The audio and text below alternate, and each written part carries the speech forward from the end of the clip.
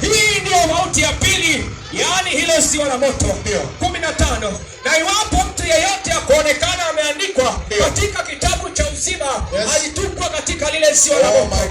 Mtu wa Mungu, hii ndio mauti ya pili ambayo nimekuja kukuambia leo, ambayo huwezi kuikwepa usipompokea Yesu.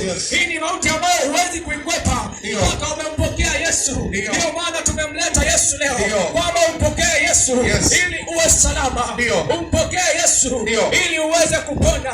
Maana hii mauti ni kwa kila mmoja ambaye hajampokea Yesu. Warumi 6:23 ameshatufunulia kwamba mshahara wa dhambi ni mauti, lakini karama ya Mungu ni uzima wa milele. Na huo uzima wa milele unapatikana kupitia Kristo Yesu pekee. Maana kwingine kunaweza kukaa na uzima, lakini hakuna uzima wa milele. Hospitalini unaweza kupata uzima, lakini sio uzima wa milele.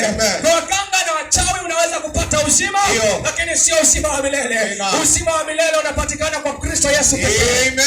Uzima wa milele ni lazima umpokee Yesu.